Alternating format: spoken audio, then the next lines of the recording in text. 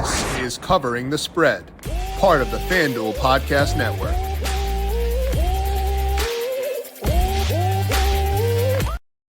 We got a more fun game than expected on Thursday night. Hopefully a good omen for what we get across the rest of week number 3. And it is time to break down some player props for the Sunday slate. To do so, we got Nader of FanDuel Research here today to break down her read on key backup quarterbacks sliding into starting roles for this week, situations that are up in the air for week 3, and her top player props, touchdown picks, and an SGP for week number 3. Welcome on into Covering the Spread, a FanDuel Research podcast. My name is JimSannes. I am a managing editor for FanDuel Research. Joined here, as mentioned, by Nader. You can find her on X at Nader33. Check out her work at FanDuel Research, where she is a writer for us covering not just the NFL, but also the NBA, the WNBA, Major League Baseball as well. Annie, happy Friday. How you doing today?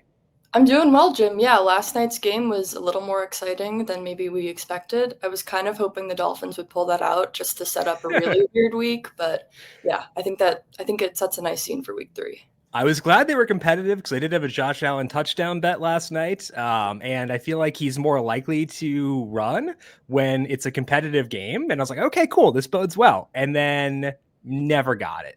Maybe it was like the nose thing. They only had one chance in the 1 yard line. They put him in shotgun. I was like, uh-oh, I'm toast. And at that point, I was like, all right, well, at least I know now I don't need to worry about this bet anymore. Yeah, Josh Allen seems to be in sharing is caring mode. He could have run that first one in when he threw it to Haas, so I don't know. I agree. He wanted the rookie to get a touchdown. I respected Josh, but I will hold it against you for an indefinite period of time. Our job today is try to find some quality bets in the player prop market, identify some yardage props that we like, touchdown bets, and an SGP Annie is eyeing at FanDuel Sportsbook for this week. But first, a reminder to make sure you are subscribed to Covering the Spread wherever you get your podcast. We've already got our week 3 NFL game-by-game preview up with Minty Betts. She joined me yesterday breaking down her thoughts on the biggest games across week number 3. Also at Austin Swaim on Wednesday, breaking down college football. Pretty fun slate for week 4. Both those shows on the Covering the Spread podcast feed. Find that on Apple Podcasts, Spotify, etc. Leave us a 5-star rating and review if you like what you hear, but also check us out on the FanDuel Football Betting YouTube page, where you can also find our NFL DFS preview for week number 3 with myself and Brandon Gadula breaking down our favorite plays on the FanDuel NFL DFS main slate. The FanDuel Football Betting YouTube page. Leave us a thumbs up if you're watching there, but also subscribe to get these shows as they go live Monday through Friday. FanDuel's getting you ready for kickoff with an offer you won't want to miss. New customers can bet just $5 and get $300 in bonus bets if you win. That's right. Pick a bet $5, and if it wins, you'll unlock $300 in bonus bets to use all across the app. You can build parlays, bet player props, ride the live lines, whatever your style, FanDuel has you covered. The NFL season is finally here. Only question is, are you ready to play? Must be 21 plus and present in select states. For Kansas, in affiliation with Kansas Star Casino, or 18 plus and present in DC, Kentucky, or Wyoming. First online, real money wager only. $5 first deposit required. Bonus issued as non-withdrawable bonus bets, which expire 7 days after receipt. Restrictions apply. See terms at sportsbook.fanduel.com.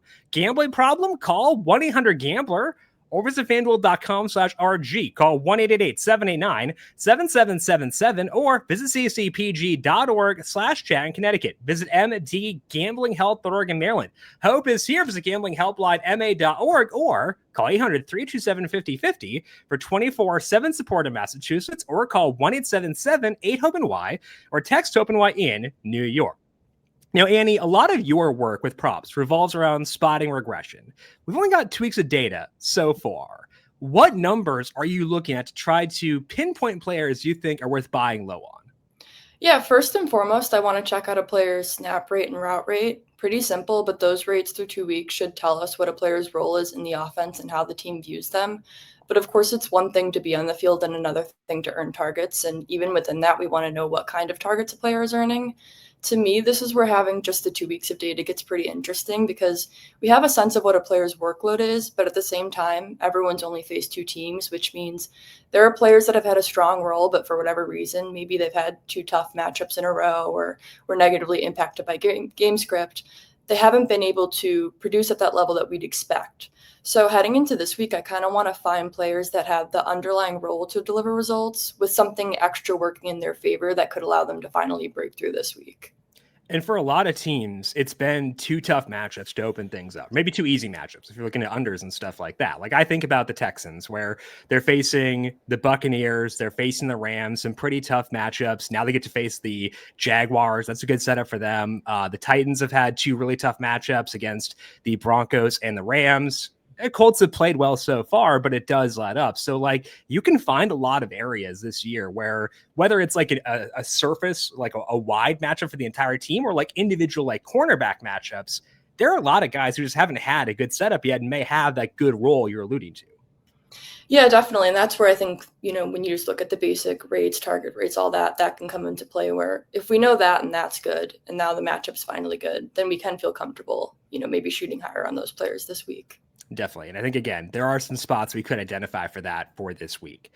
The other complicating factor for week 3, though, is that there are a lot of backup quarterbacks in play for this week. And that's always tough because we have not seen Carson Wentz play with Kevin O'Connell. We've seen Jake Browning, so there's at least that, but we haven't seen Marcus Mariota start a game yet for the Commanders. We've only seen 1 game of Mac Jones. If he does play for the Niners again this week, could be Brock Purdy.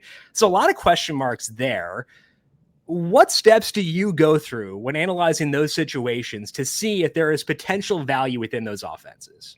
Yeah, I think one thing that I'm kind of trying to remind myself, which we saw with Mac Jones last week, is that if a backup's in the game, that doesn't necessarily mean we're not getting points or touchdowns. Right. It's very easy to dismiss backup QBs, but we can find spots where the market is potentially like over or under correcting a certain player's lines based on their quarterback play. My only issue this week is that I'm not super intrigued by a lot of the situations these backups are getting put into. Tyrod Taylor, I don't like his offense to begin with. Carson Wentz, he's someone I just don't necessarily know if I trust. And then Jake Browning, we actually have like a really decent sample on Jake Browning, but my problem there is he's playing on the road at Minnesota. So like Jamar Chase's lines are set pretty low, but my problem there is more the matchup than the backup QB part of it. 49ers props aren't up yet, but I have a feeling I'll be interested in stuff there, whether it is Mac Jones or Brock Purdy. That's one where they're at home playing the Cardinals. And even when the 49ers are banged up, they're kind of easier to project, especially when McCaffrey's playing. So I think I'll definitely be monitoring that game as we get closer to Sunday. Yeah, last week McCaffrey's touchdown prop was around -120, and I was very okay with that, even though it was a backup quarterback, just because it was a pretty good matchup for him against New Orleans. The role for him is insane, and Mac Jones, while not a needle mover, he's shown that he can at least like do something. He has a pulse, and that's like something. So I am willing to look into those situations, kind of like you are, where it's like I will look for value. Doesn't mean we'll always find it. And it sounds like that's kind of the case for this week, where maybe not finding a lot of value within those backup situations. So let's talk about some spots where you do see value across week number 3. And let's start things off with the more like baseline level props, yardage, usage props. Where are you seeing value there this week? Yeah, I like Drake London over 64.5 receiving yards. He's someone that has had a strange start to the season, but he's one of those players that I'm putting under the bucket of like, they have a great role and the matchup to potentially finally deliver. So London earned 15 targets in week 1. He obviously left that game early with a shoulder injury. And then in week 2, the Falcons and Vikings played like one of the ugliest games of the week. Atlanta ran the ball a ton. London caught just 3 of his 4 targets for 49 yards. But instead of a Sunday night road game against the Vikings, really good defense, he's getting the Panthers this week. And when I see a player like London that is in a semi-efficient offense, is getting 30% of the team's targets, and is playing a bottom 10 pass defense, that leads me to believe that 64 yards is too low of a bar for him. And oddly, I don't really mind that the Falcons are playing this one on the road, which might not make much sense since players tend to perform better at home and the Falcons play their home games indoors. But I do sort of buy into the best players on a team potentially seeing more concentrated work on the road. I think that could especially be true for London. And he also lit the Panthers up last season, caught 6 of his 10 targets for 74 yards in his first game against Carolina. And then in the one game with Michael Penix Jr. against the Panthers, he had 18 targets and 187 yards. So I like him in a bounce back spot this week. Obviously, maybe he has a lingering shoulder thing. I don't know if that's the problem here, but this is a spot where he's due to burst, and I think he has the matchup to finally do that. And there are some outdoor games this week where there's wind in play, and this is not one of them. So, like, I agree with you. I would echo your concern of like, hey, dome team going outdoors. I worry less when there is not wind at play. And the wind for this game is, at least last check, pretty moderate. It is at 9 miles per hour. That's not high enough to like get me to like freak out. And especially with London, where he's not Darnell Mooney, where he's dependent on moon balls, downfield targets to get this. It's just like raw volume gets him there. And 64.5 is a number that like he can get to even when situation may not be perfect. So I think that like buying into the volume with him does make a lot of sense. Yeah, definitely. And also, I have a feeling that Panthers will be able to keep this game somewhat competitive. So I think both sides will be passing a lot. I took the points, so I hope they do keep it competitive. I would agree with that as well. Okay. Any other yardage or usage props you're eyeing for week number 3? Yeah, I like Saquon Barkley to run for 100 plus yards this weekend. It's at plus money. I believe it's at plus 130, which going based off last year is a really great number. I know it's probably not the best process to solely go off last year, but I do love this matchup for him. So last year he ran for 100 yards in 11 out of 16 games. That includes his one regular season game against the Rams, where he turned 26 carries into 255 yards. He ended up hitting them for 200 yards in the playoffs too. So just totally been dominant against this team. And entering week 3, the Rams have a league best schedule adjusted pass defense per number fires metrics, but they rank just 18th against the run. Saquon's played 82% of the snaps so far, so there's no issues there. And he's gone back-to-back games without hitting 100 yards in the ground, even though like we probably can't expect him to have the same efficiency on a yards per carry basis as last year. I don't think this 2-game streak will last much longer. I think they'll be using him a lot. And then the added bonus for me with betting on Saquon is that he's kind of close to game script proof. Yep. So when I'm betting on him, I don't really feel like I'm relying on the Eagles to have a big lead or be behind. I kind of just feel like he's always involved and also can always break off a big run. So I like him to go for 100 this weekend.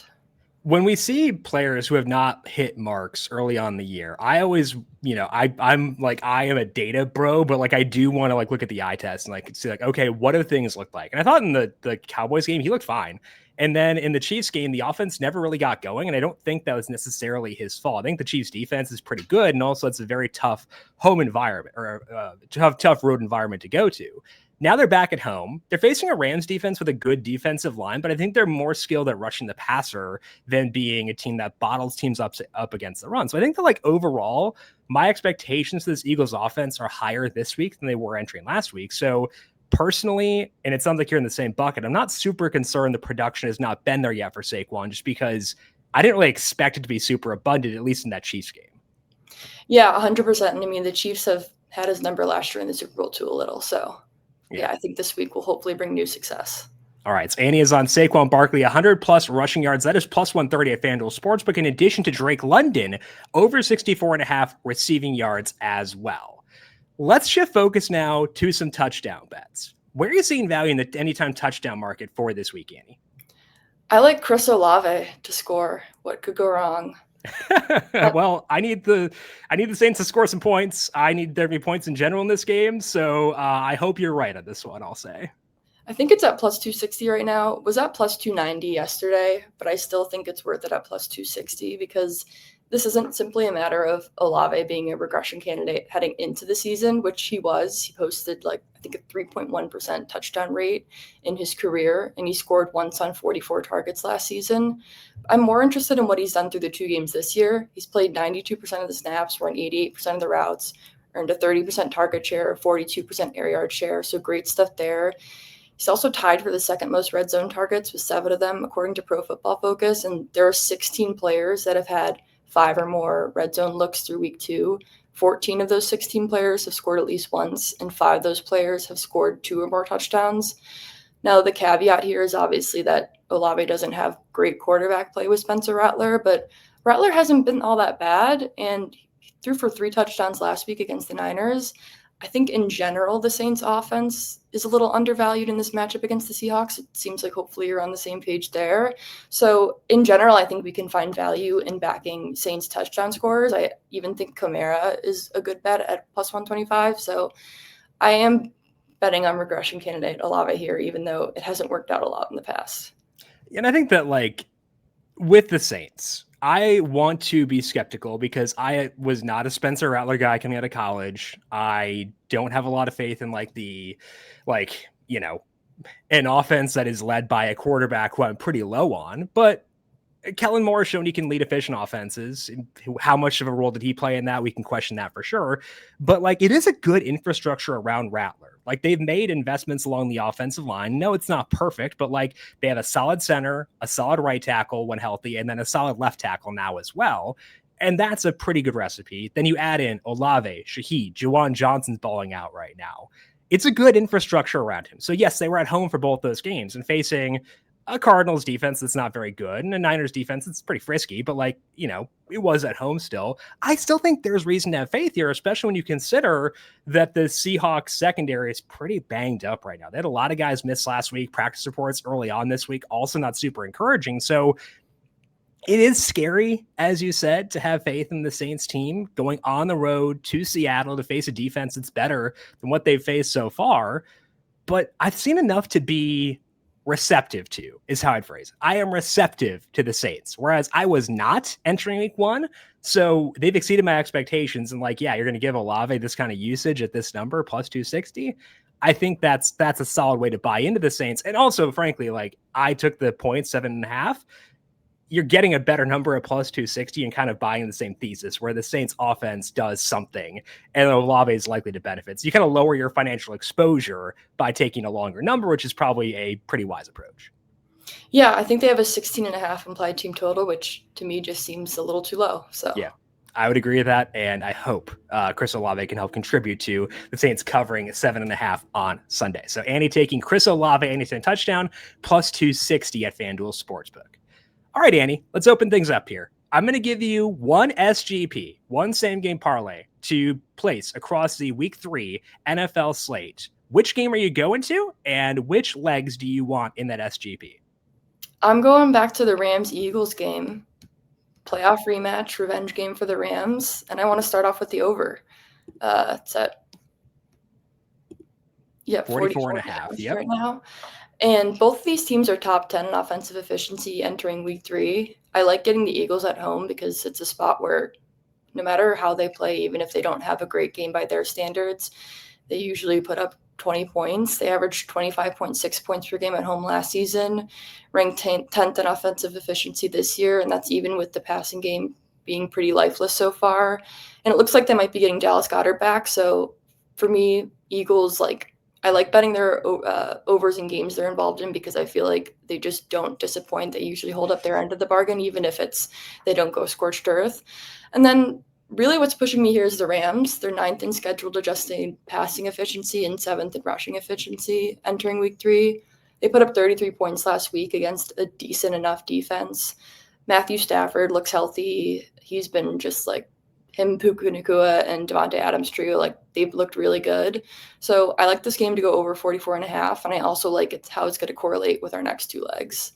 Okay, 44.5 is minus 115 at FanDuel Sportsbook, and I also am above this total personally. I haven't been super enthusiastic about it because I was worried about the Eagles sitting on the ball and stuff like that. But if you expect the Rams to do their part, that means the Eagles can't sit in the ball. And I think that's kind of why SGPing this, if you want to go with an over on the total, that does make a lot of sense. So starting with the over, you said it correlates well with the other 2 legs. Which else are you lopping in here?